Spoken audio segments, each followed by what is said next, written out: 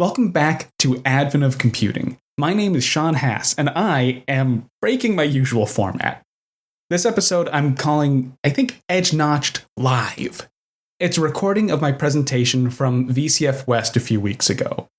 Now, if you've been listening to the show for a long time, this is kind of going to be a rehash of some things I've been covering for quite a while on my quest to understand early data management. However, you may also enjoy this episode. It's a consolidation of a lot of the work I've been doing towards understanding edge notch cards. It puts a lot of bits and pieces I've been pulling together into one place and makes a little nice, presentable package. At least that's what I was going for. In that sense, it's kind of similar to the live episode that I recorded when I was down at VCF SoCal at the beginning of this year. Now, before I roll the tape, I do have a couple announcements and kind of state of the pod stuff. The state of the pod is, as usual, really well. VCF West was fantastic this year. I'm really glad I decided to go and got the chance to speak. I keep having the humbling experience of meeting listeners at these in-person events. So if you made it out, I'm so glad I got to meet you. Thank you so much. Y'all are really why I keep doing the show. Also, since I had the audio recorded from VCF, I decided to take a bit of a break for the last 2 weeks. I haven't been working on production, which has been very nice. I've actually been able to do some retro computing stuff. I've been working on restoring some of my old systems. But that said, I am jumping back into my normal 2-week production schedule as of today, as I'm recording this. So there's going to be just a normal, plain, not bite-sized, not live episode coming out in 2 weeks. Then I'm just back to the usual grind. But it has been nice to take a little bit of a break. That segues nicely into my other announcement, which is I'm going to be taking an honest-to-goodness real-life vacation in October this year, which I wasn't thinking when it was initially planned, but October traditionally is my only event month on the podcast. It's Spook Month. It's all Halloween-themed episodes. Perhaps you see the issue here. I'm going to actually be out of the country on a vacation for half of October this year. I wasn't really thinking ahead. In classic Sean style, I don't plan things out very well.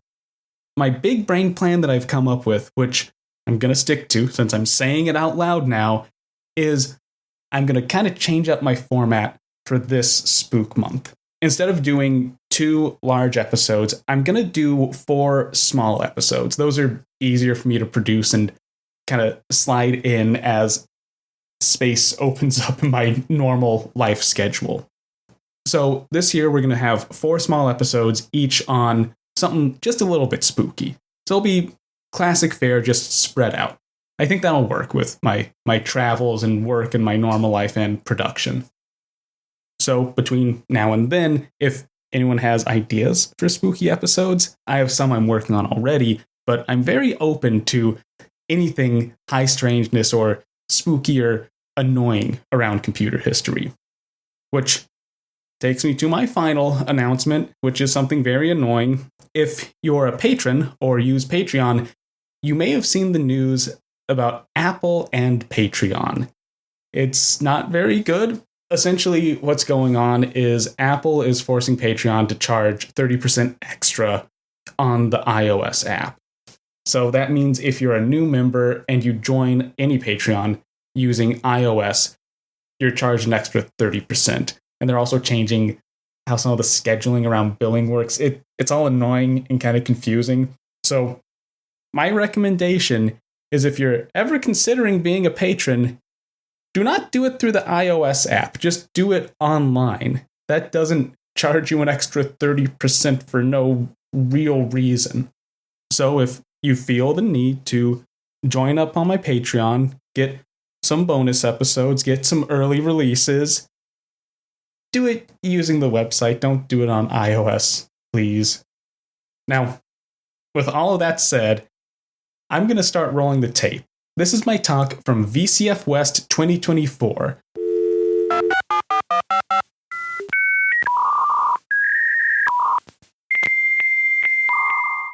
My name's Sean Hass, as was just announced.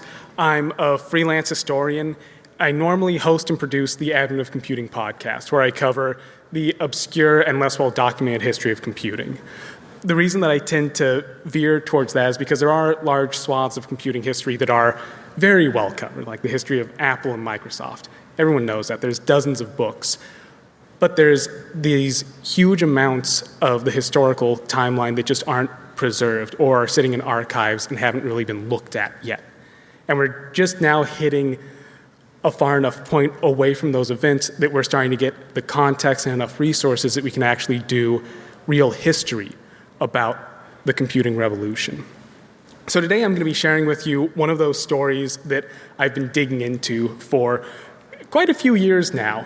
It's the story of pre-digital hypertext and how hypertext initially was developed. Just to give the broadest of outlines of the discussion today, we're going to be going from these weird-looking cardstock things that look kind of like punch cards, but not really, and working our way up to the first automated digital links on a computer. That means that we are talking early hypertext. We're not going to be talking about the internet at all today. And once again, the reason for this is that transition from early hypertext systems to the modern web, it's really well documented. That was in living memory for many people. But this earlier period, it's older, it's much less well documented, and it hasn't really been treated academically yet. So my research is primarily looking at these periods that haven't been given proper treatment. But as I said, it's early hypertext, and that's very different than the modern web. So I want to start off by going over what some of the key features of early hypertext are, just so we're in the right mindset, so we're not thinking like, where's the YouTube on this? Why can't I like these cardstock slips? The crucial idea that we need to understand when talking about early hypertext is the information problem. This was coined by Vannevar Bush in this paper called As We May Think in 1945, but it's something that existed by different names, I think, ever since humans had the first libraries. So there's probably someone over in Alexandria going, oh, gee, I got an issue with this stuff. The most succinct way to describe the information problem is that too much information is the same as not having any information. We reach a point as data piles up, as sources get shelved, where a single person, unaided, can't manage all that information. You can't remember where everything's stored. The problem that leads to isn't just you can't find your favorite book, it's that progress grinds to a halt. There's the old adage that we stand on the shoulders of giants, but if you can't find what those giants were writing, you can't really get on top of their shoulders. So that's what Vannevar Bush started seeing in the 1940s. He was the director of the Manhattan Project, and he noticed that a lot of his researchers were spending more time doing background research and struggling with that aspect of their work as opposed to actually progressing the field. Specifically, Bush envisioned hypertext as a possible solution to this, as a way to better manage information so people will be able to deal with this larger and larger pileup of data.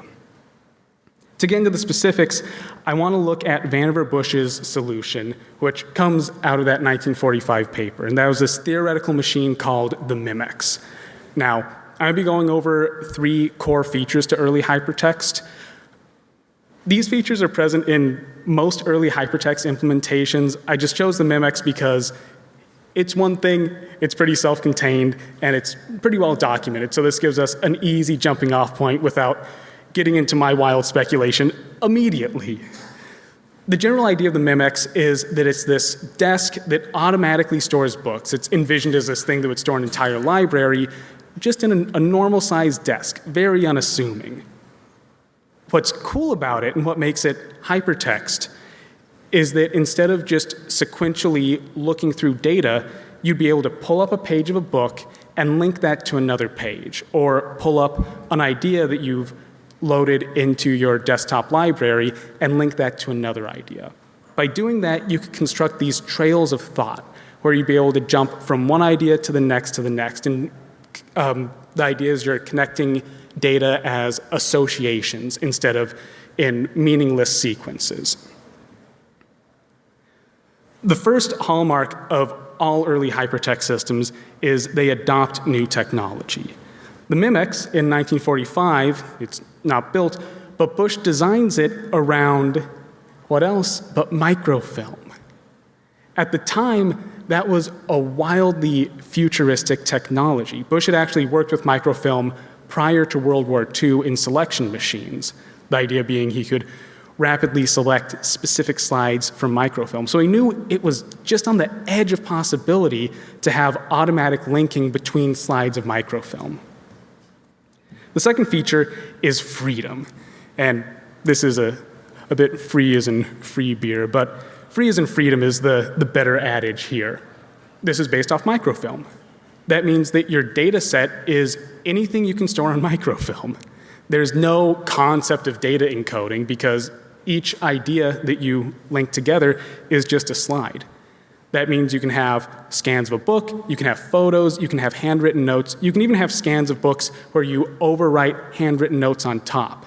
Part of the design of the Mimics is this flat platen where you could scan a book, or you could just take a stylus and write down some notes and then load that into the system using wild new technology like dry photography. And the third hallmark, and this is the weirdest to think about in the modern context, is that hypertext is highly personal. I don't mean that as in you have the background you want or the nice CSS styling that looks pretty on your MySpace page. I mean this was envisioned as a deeply, deeply personal system. You start with nothing. In the case of Mimics, you'd start with an encyclopedia or maybe a dictionary, but you don't have any hypertext. You don't have any connections. You, as the individual user, have to go in and make those connections. It's personal, but you have to personalize it. That means that there's this weird learning curve with hypertext systems. It's not something you sit down and you're ready to use. A lot of other systems, like NLS, you boot up and you are literally greeted with a blank screen. You're expected to use the tools that hypertext gives you to personalize your data set. The reasoning here being that this isn't some one-size-fits-all system, it's this augmentative system. It's supposed to help with your thought process and help you manage information. So in that way, it's much more personal than something like the modern-day internet. Now, that's just a quick rundown of what I think are the core features that make early hypertext really unique compared to modern hypertext, but also for the time revolutionary. But whenever I see nice little lists, nice little descriptions of something that's cool, I always think, is this unique? Was this the first thing to put together free-form data, high personalization, and really adopt new forms of technology to those ends? And the answer is no. The Mimics and later hypertext systems aren't unique in this regard. There's actually a very rich tradition of super similar systems in what I think is the most exciting field in the world. It's in accounting and insurance. Where else do you find high technology, am I right? All jokes aside, though, banking, accounting, insurance, and some isolated government tasks like census bureaus were the first places to really feel the information problem in the modern era. And if you step back, that makes sense. These are the industries where you actually do have a wild amount of data that on a day-to-day basis you have to be able to manage somehow. What's really cool here is there is a rich history of attempts at managing information in better ways in these fields. This starts out in around 1890 to 1910. So there's this 20-year kind of fuzzy time period where people in accounting and insurance mainly are designing these automated systems for file management and for data separation and even for data selection. I want to go through a few of those because this is where we start to see the earliest roots of what might be a glimmer of hypertext. The first is the rejection index.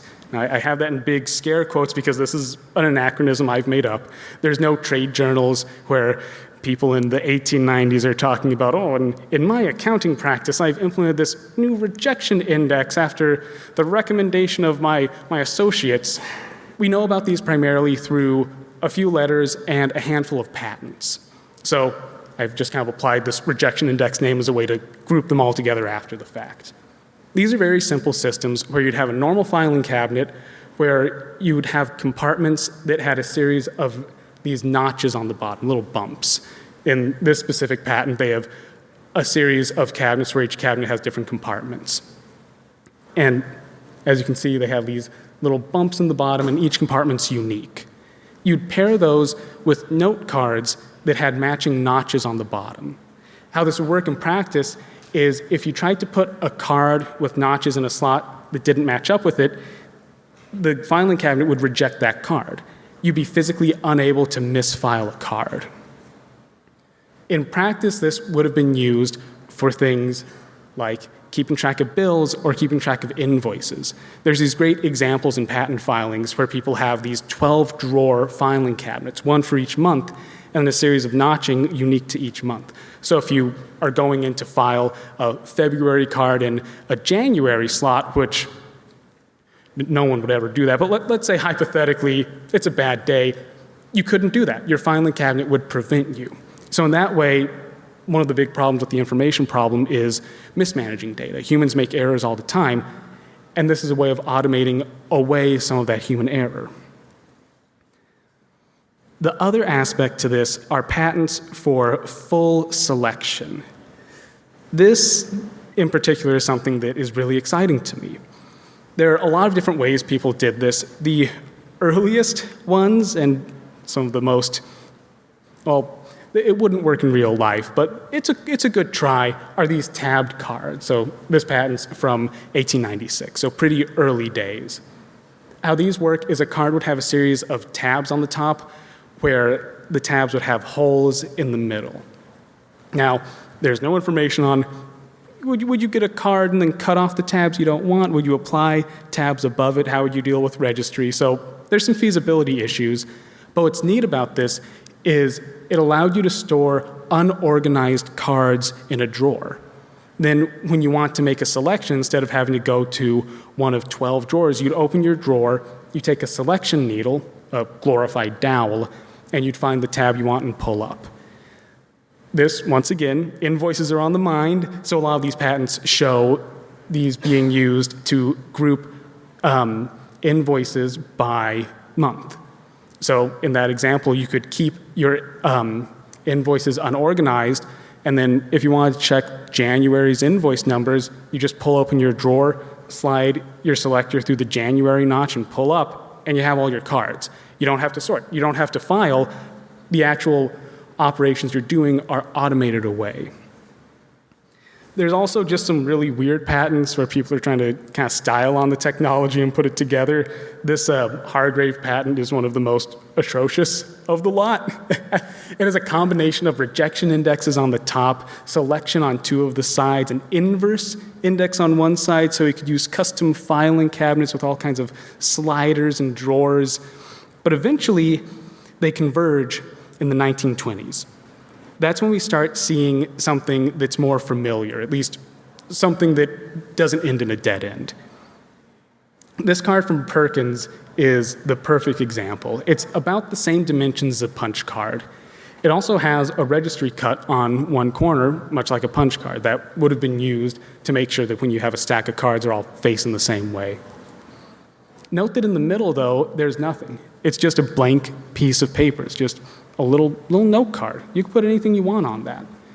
Around the edge is a uniform series of perforations. And you'll also note that some of them have been cut into notches. That's how information is encoded on these cards, which we'll get to in a minute. The other thing I want to point out before we move on is certain segments of those holes in this patent diagram have been broken out into fields.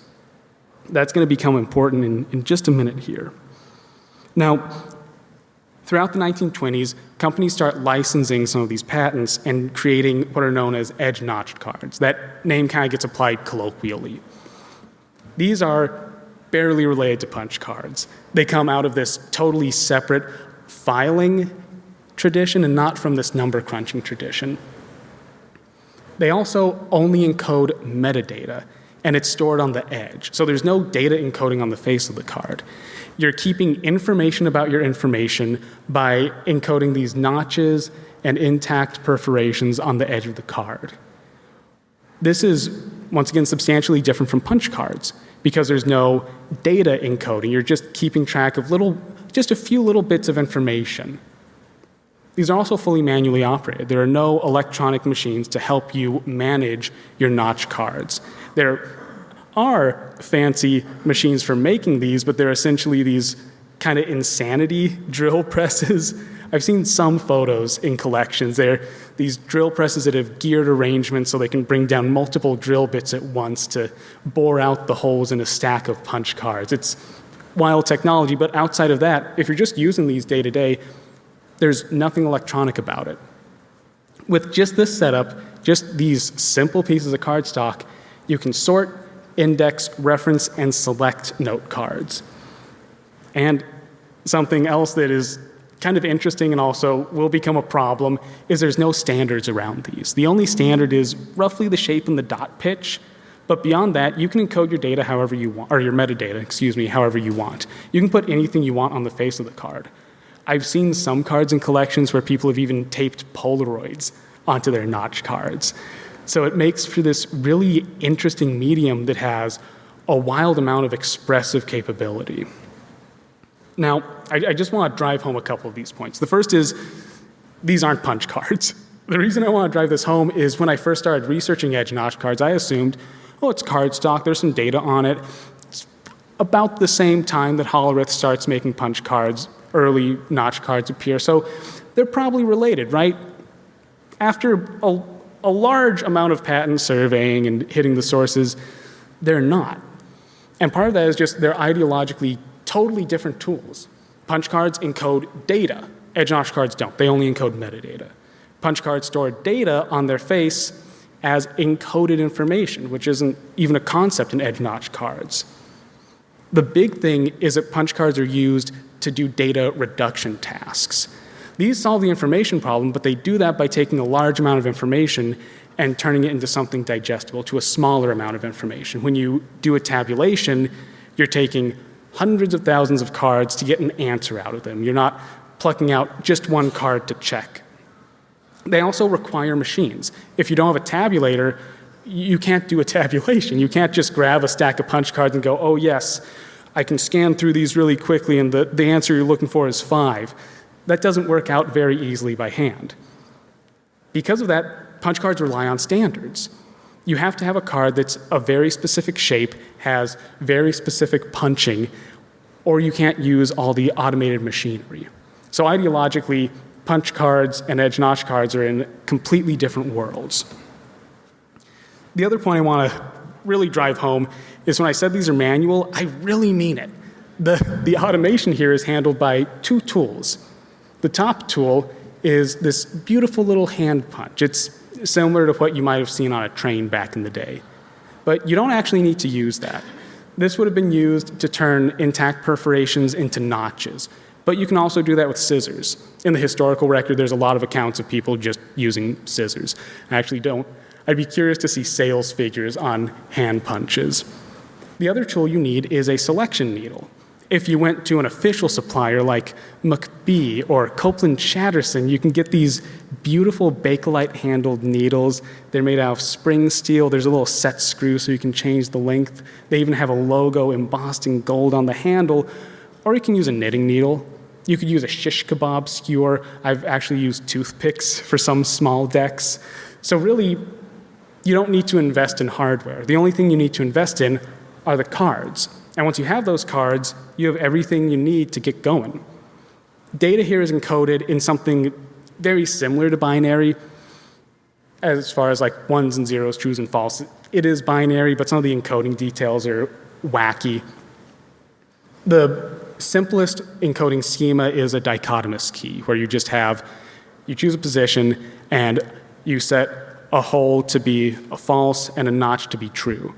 So if you're doing invoicing in this, which would be the most common application by and large from everything I've found, you might have a position that represents paid versus non-paid invoices. As invoices are paid, you pull it out of the stack, you take your little hand punch or a pair of scissors, and you turn the invoice position from a hole to a notch.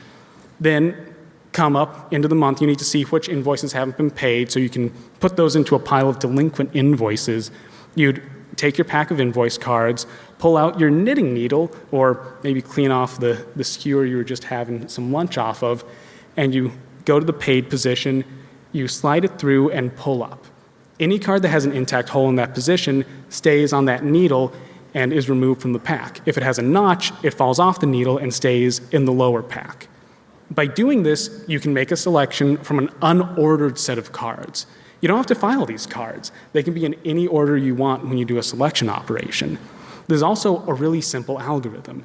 It's actually O of 1 as far as complexity goes if you use big O notation.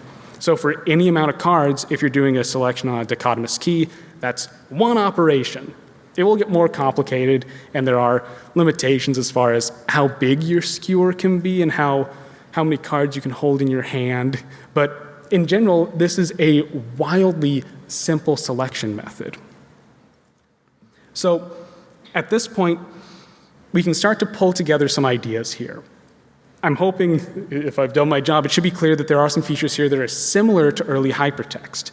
This is pretty cutting-edge technology for the time. At this point, there wasn't really another way, we're talking 1920s, 1930s, there wasn't really another way to automatically index information like this. It's also very freeform because your data is just a piece of paper. You can put anything you want there. You can paste on news clippings. You can do little drawings or even circuit diagrams. And they're also known for standards, so it has that nice dual factor of personalization. It's highly personalizable, and you also have to personalize it to use it. So is this actually hypertext? It has all these features, but where's the evidence that edge-notch cards are hypertext? That gets to the issue with this specific research, or rather issues. There are many. Here's the two worst ones. There are many smaller ones I can tell you about later if you catch me around the fair. The first is edge-notch cards kind of just aren't preserved very well. Now, this is speculation, but I believe a lot of them were thrown out.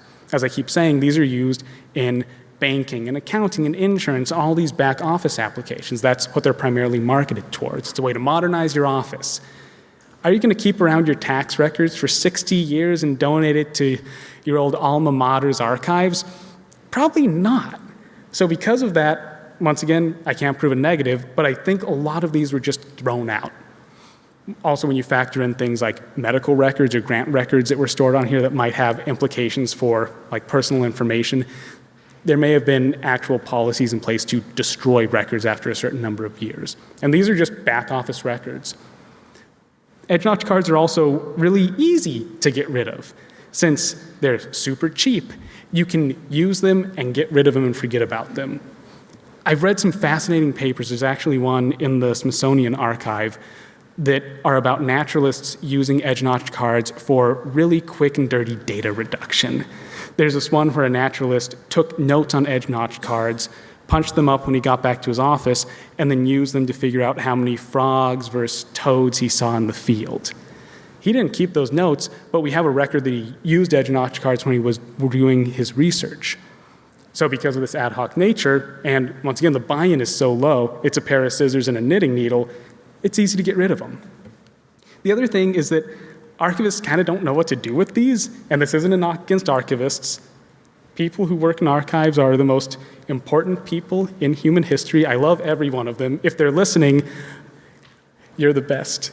I'll buy you a beer, I'll do anything you want, but they don't really know what to do with edge-notch cards. They're not equipped for it. It's not a medium that makes a lot of sense in a traditional archive. It's not a book, it's not loose leaf paper, it's not a punch card, it's just kind of this weird little piece of cardstock that has perforations on the edge that gets hooked on other things. It's easy to misfile. So I've talked to a lot of archivists, and they've been like, oh yeah, that might be in the collection, but we don't index by that. We don't have any information about if we have these or not. So this makes it really hard to just track these down, which leads to a bit of a compounding issue. So as I said, these are cheap. There's almost no upfront cost, and they're super flexible. You can mix and match this handful of tools to do anything you want. It's a highly personalized system, which means it's a very ephemeral system. If someone's using this for all their personal notes and then they die, well, it's very personal. you're not really going to be able to figure out what they were doing with it unless you have a whole lot of information up front. And that's problem 2. These are very personal. There's no standard. Did I say that? There's no standard at all. That's been the bane of my existence in this research. These are just a few of the random encoding schemes you could get printed on prepared edge notched cards. We have ways to do alphanumeric entry, ways to do different number encoding using different base sequences. One of those is a dual row of perforations. I've seen cards that go up to 4. I've seen cards that have regions of 4 rows of perforations and then regions of 1. The sky's the limit, which means you can have really rich data sets, you can have really interesting metadata encoding, but it's also, how do you start to document this? To understand a set of edge notch cards, you need a full set of cards for just the context, but you also need the context of how they were used. You need the keys for what different fields mean. So if you hand me one edge notched card, thanks. That's not very useful. You need all this added information to actually understand how they're being used. Luckily, there actually are some preserved sets that have really, really good provenance. One of them I was able to find with the help of Christina Engelbart, Doug Engelbart's daughter, and the Smithsonian Archive. It's actually just on the other side of the highway, a few miles away. To explain this, we need to go back to 1962. In that year, Doug Engelbart publishes Augmenting Human Intellect.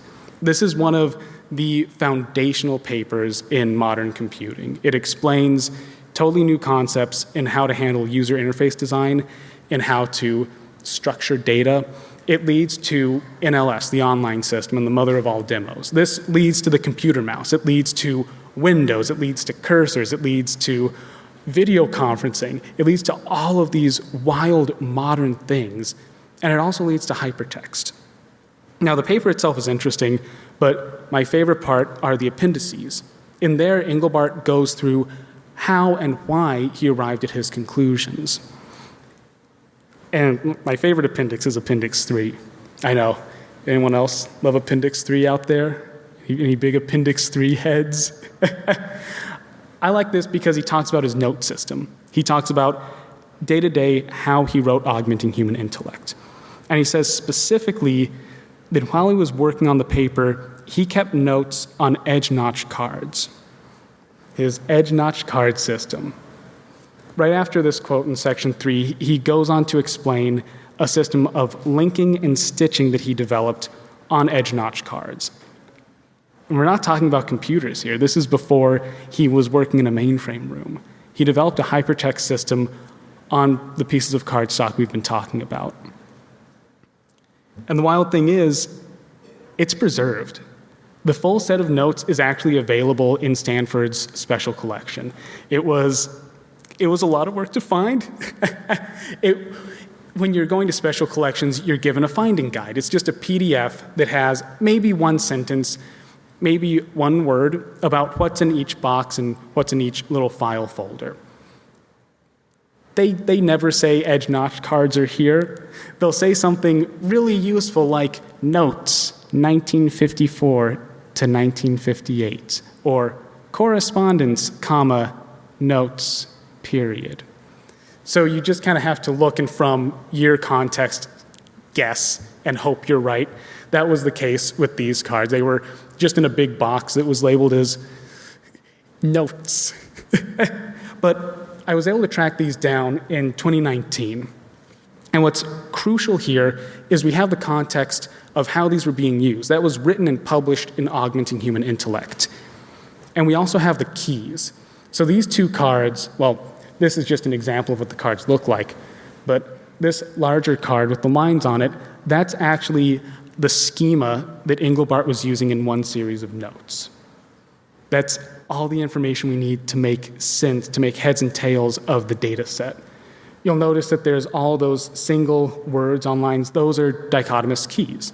He has different categories like facts or speculative ideas. You'll also notice that he has a large set of fields there allocated for numbers. Those are especially crucial because in his note collections, each card had a unique identifier.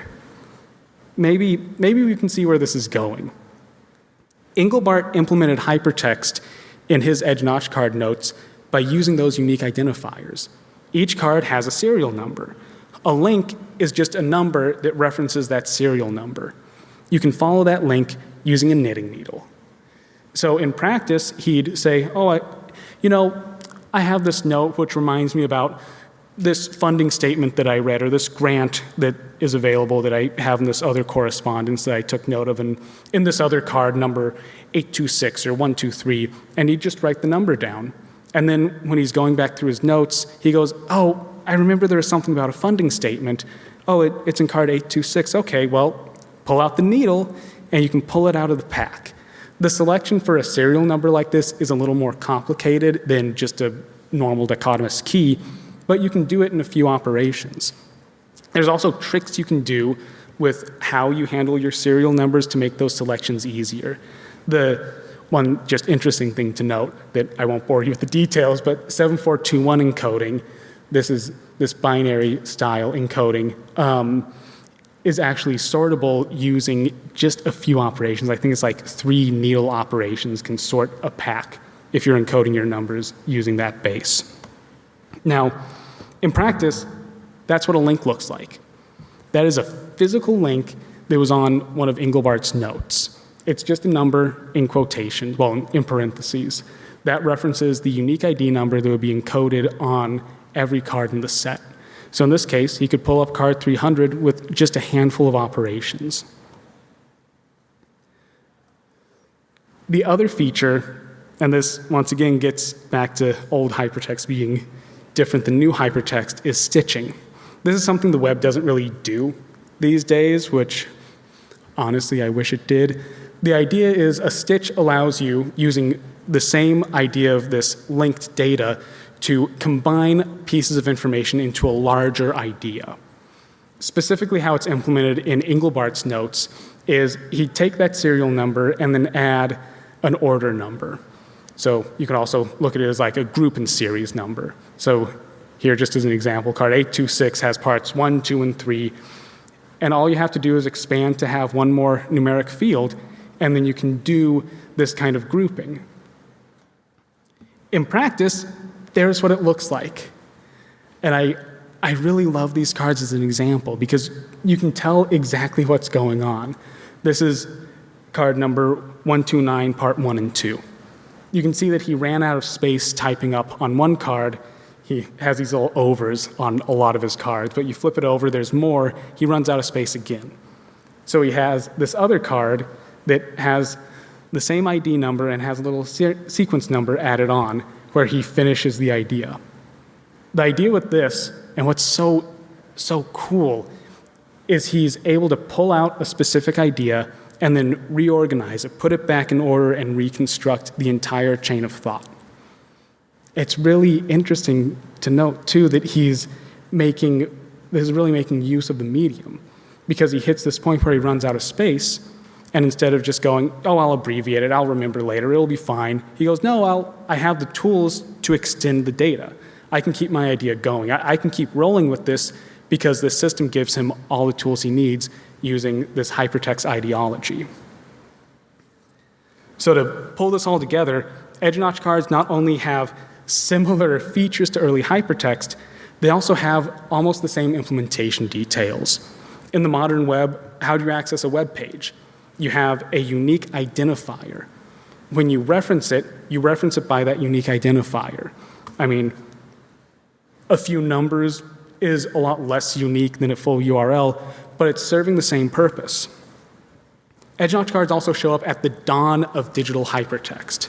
Doug Engelbart is the first person to implement hypertext on a computer. And as he's designing that system, as he's planning how he's going to implement hypertext, he's doing that on edge-notched cards. That is a direct connection. They are, if you'll excuse the joke, the missing link to the story of early hypertext. But this is only part of the story. Edge-notch cards aren't just this weird hypertext technology that appear and disappear. They continue being used into the 1970s, if you can believe it. I actually have, and it's really weird, so I live in a pretty small town in pretty rural Northern California. going through court documents a while back, I ran into this price list. It has a breakdown of things that the cops in town bought in 1977. And one thing they bought was a crime database on edge-notched cards and a training course on how to use them. The cards have since been destroyed, but there's records of these being used at least as late as 1977 and just out in the middle of nowhere. So these, I personally think, it's secret backroom technology. It's something that's used in the back of an office that people don't really talk about, but it's used for decades. This opens up a lot of questions. Was Engelbart the only person using these for hypertext systems? Was he the only person writing these automated links? What else were people using these for? We know they were used for hypertext, they were used for ad hoc data reduction and survey work, and they were used for office records, but what else is going on? This is just an entire hidden field that we don't have eyes on yet. Currently, there are two fronts to this research. The first is adding depth. Now, this isn't me, but I'm very excited about it. I have a contact in New Zealand whose father recently passed. When he was going through his estate, he found a few filing cabinets full of edge-notched cards. His father was a naturalist. He was using them to keep his field notes.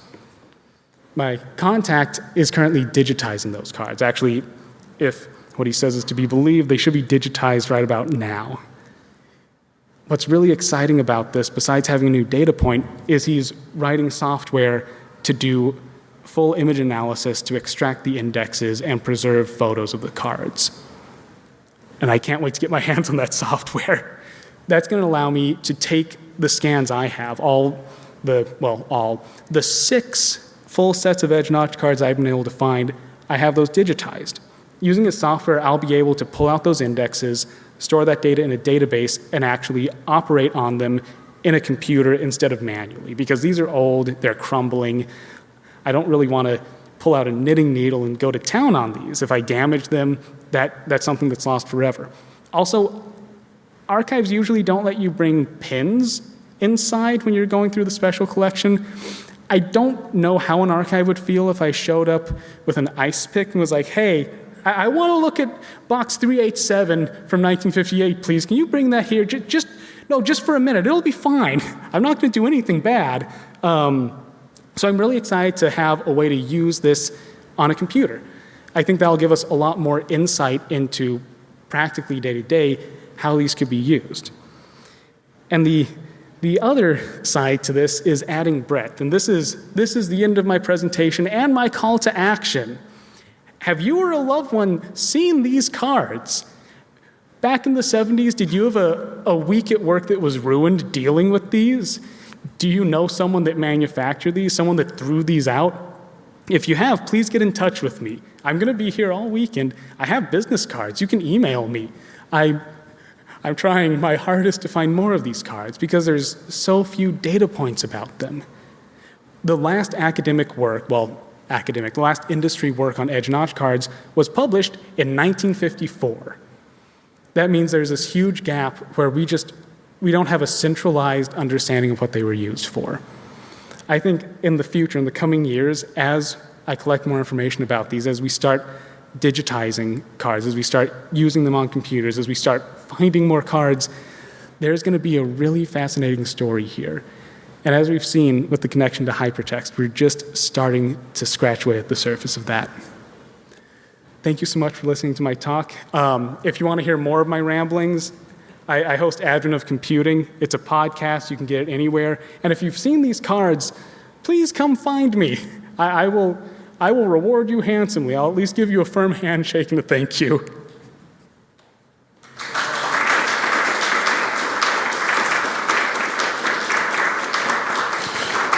Do you want to take any questions? I would love to take questions. All right, so if you have questions, please raise your hand. I'll come to you just so that it's recorded.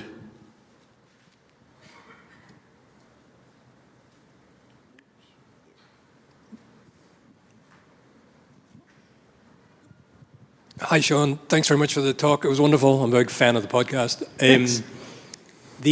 While doing some research on actual punch cards, this is related but not exactly about edge cards, I found it very difficult to find any sources that would describe how you actually did work using a stack of cards. I might have a stack of cards as sales contracts. Yeah. Why then turn that into something useful?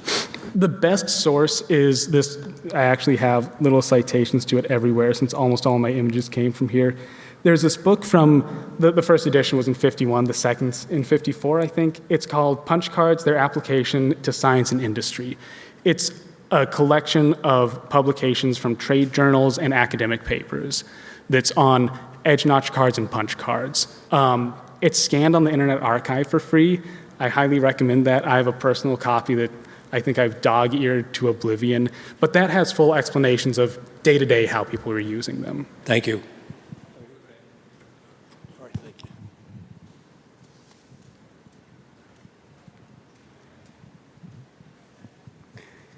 Hello, I'm fascinated not only about learning the system, but how far it propagated throughout the world. You mentioned that you've heard about collections of these cards in New Zealand.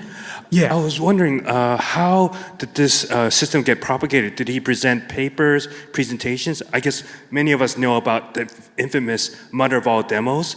Did he do presentations about this particular system and academic papers? Yeah. Oh, you just mentioned some. That's a really good question. So Engelbart didn't present about notch cards. They do show up in Augmenting Human Intellect, like I said. So that was part of the propagation. There are also just ads. There were a lot of companies that manufactured edge notch cards. One of the biggest was McBee, which later becomes Royal McBee.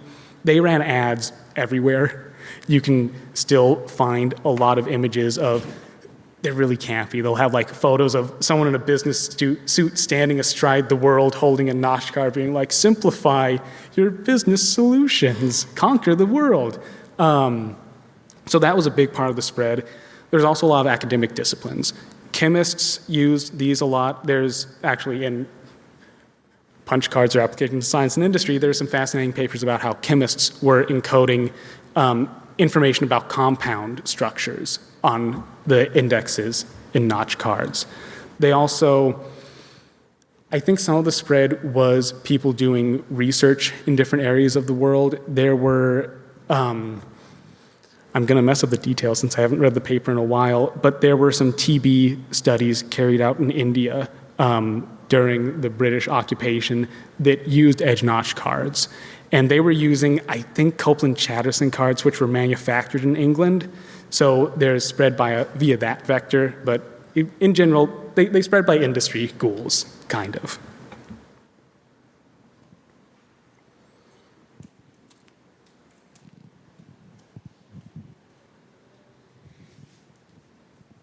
So the cards that were found in New Zealand, have you seen any of those images yet? Or are you still waiting for the entire project to be scanned? I've only seen little phone camera images so far. I'm waiting for the full scans.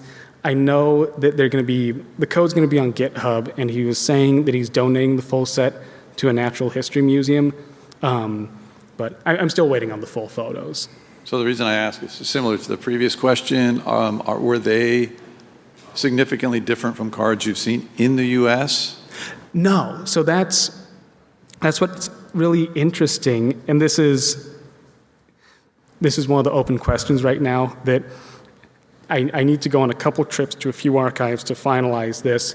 But most cards, if they have that registry cut, if they're related to this patent, so I think people were licensing this Perkins patent, and some have these circular cuts at the top. There are some that have a straight cut at the top that I think weren't under license.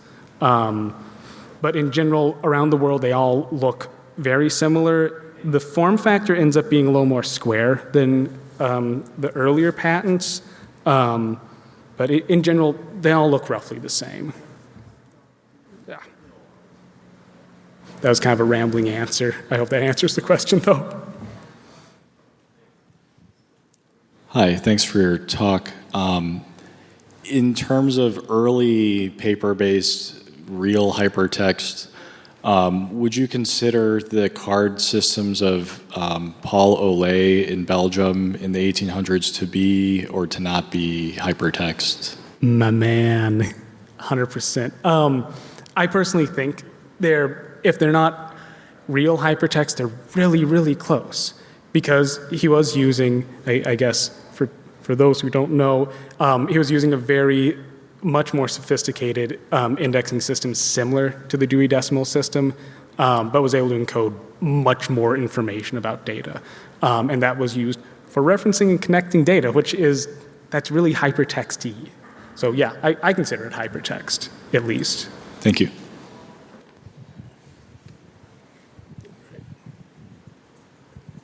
Edge notched cards sound awesome. Do you know, can you still buy them? I wish. You can't buy new ones. They show up from time to time on eBay.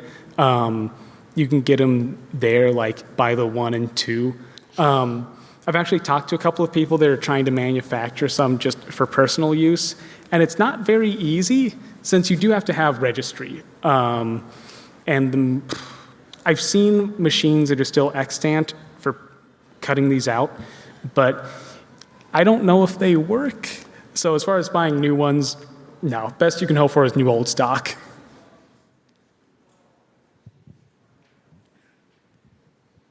It looks like most of the usage was predominantly on business and academia. Was there any effort at all for people to use this in a home or an entertainment setting? I've read, you could probably use these for a choose your own adventure novel. I haven't ever seen them used, well, that's not entirely true. There were a couple of sets that were sold as field guides. So there's like an edge notch guide to birding or an edge notch guide to rocks that I found, where it was for personal use. As far as pushing people to use these as a personal filing system, the closest I've seen is there's this really slim book I tracked down that was, I think it's just called An Introduction to Personal Filing, that was trying to advocate for these for keeping your personal taxes. But I haven't seen much about people using these for like journaling or in the home besides small-time business stuff. Any other questions? Looks like that's it. Thank you very much. Thank you.